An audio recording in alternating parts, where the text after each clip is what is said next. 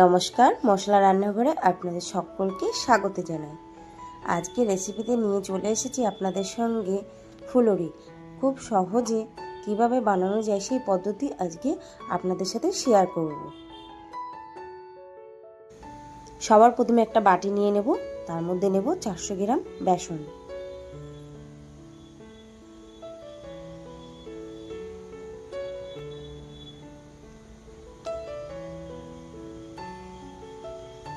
এবার এই বেসনের মধ্যে অল্প অল্প করে জল দিয়ে একটা ব্যাটার বানিয়ে নেব। তো তোমরা দেখতে থাকো আমি কিভাবে বানাই।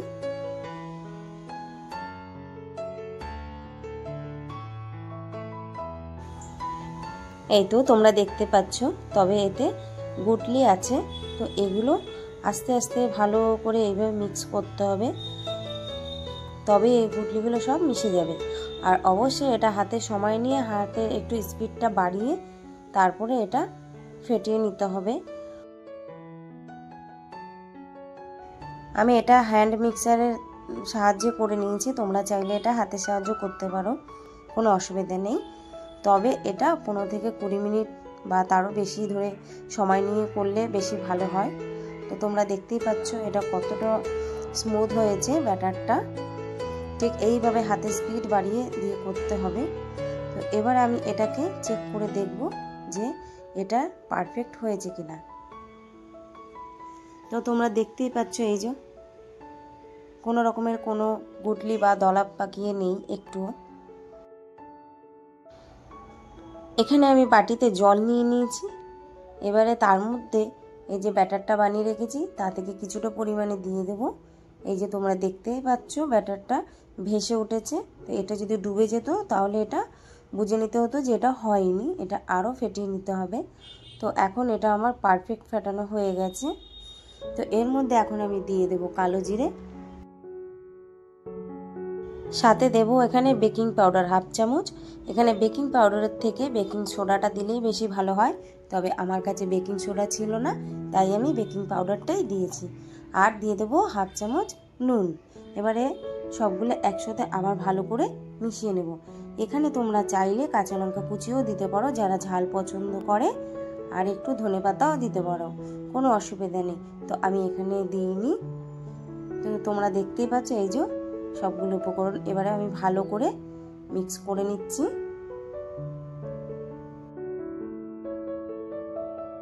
এবারে সবগুলো দিয়ে মিক্স করে এবার 10 মিনিটের জন্য আমি রেস্টে রেখে দেব।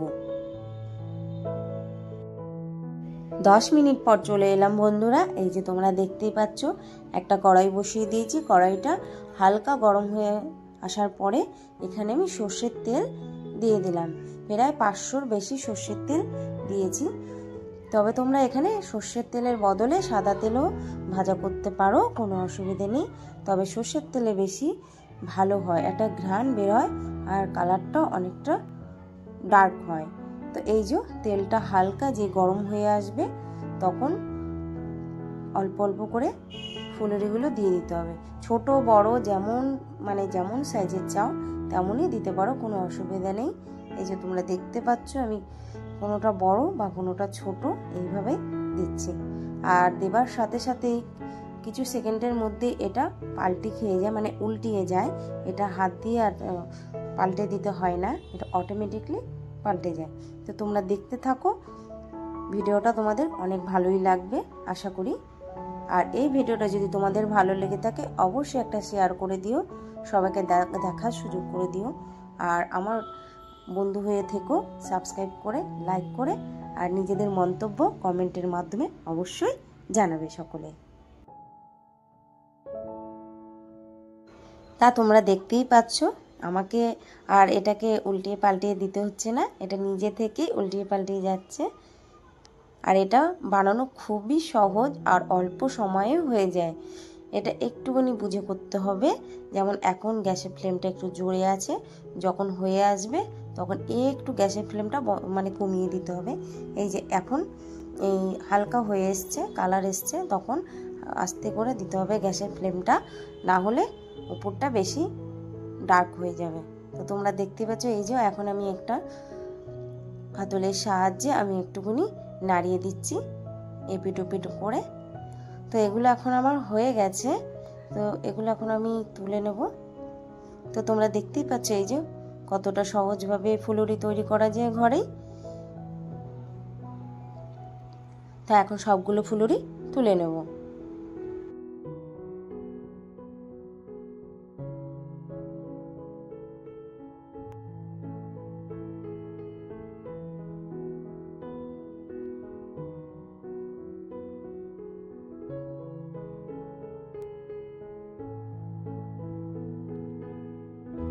সবগুলো ফুলুরি তোলা হয়ে গেছে, এখন বাদ বাকি ফুলুরিগুলো ভেজে নেব। তো এই সময় গ্যাসের ফ্লেমটা আমি জোরে দিয়ে দিয়েছি। আর তোমরা দেখতেই পাচ্ছ একটু পরের ব্যাচেগুলো একটু লম্বাটে টাইপের হয়ে যাচ্ছে, কিন্তু এগুলো লম্বাটে টাইপের হবে না, এগুলো গোল হয়ে যাবে ফুলে। তো এই যে তোমরা দেখতেই পাচ্ছ কিছু সেকেন্ডের মধ্যে এগুলো একদম নিজের শেপে চলে এসেছে। এবার একটুখানি উল্টিয়ে পাল্টিয়ে ভালো করে ভেজে নেব। তো আমি বলবো তোমরা খুবই সহজে বাড়িতে এই ফুলুরিটা বানিয়ে নিতে পারো। আর এই ফুলুরিটা ছোট বড় সকলেই খুবই ভালোবাসে খেতে। তো এই তো তোমরা দেখতেই পাচ্ছ কত সহজেই আমি ভেজে নিচ্ছি।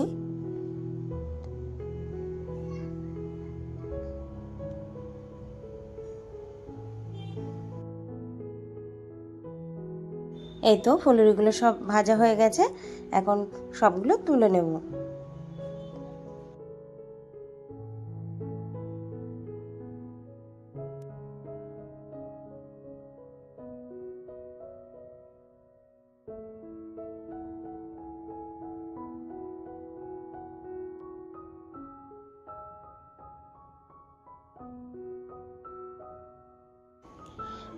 এই তো চলে এলাম, এই যে আমার ফুলুরি ভাজা একদম কমপ্লিট। তো তোমরা দেখতেই পাচ্ছ 400 গ্রাম বেসন দিয়ে কতগুলো ফুলুরি তৈরি করে নিয়েছি। জাস্ট অসাধারণ হয়েছে এটা খেতে, একবার বানিয়ে দেখবে বাড়িতে অবশ্যই, এটা আমার রিকোয়েস্ট। যেরকম দেখেছি ঠিক সেমভাবেই বানাবে, তাহলে অনেক সফট হবে এবং ফ্লাফি হবে। তো তোমরা দেখতেই পাচ্ছ এই যে, আর বেকিং পাউডারের বদলে বেকিং সোডাটা অবশ্যই দেবে, তাহলে আরও বেশি ভালো হবে। তো তোমরা দেখতেই পাচ্ছ এই যে কতটা সফট হয়েছে। এটা গরম গরম অবস্থাতেই আমি ভেঙে তোমাদের সামনে পরিবেশন করলাম। তো চলুন বন্ধুরা, আজকের এই ভিডিওটা যদি তোমাদের ভালো লেগে থাকে অবশ্যই কমেন্টের মাধ্যমে জানিয়ে যাবে নিজেদের মন্তব্য। পরবর্তী ভিডিওতে আবার দেখা হবে, টাটা।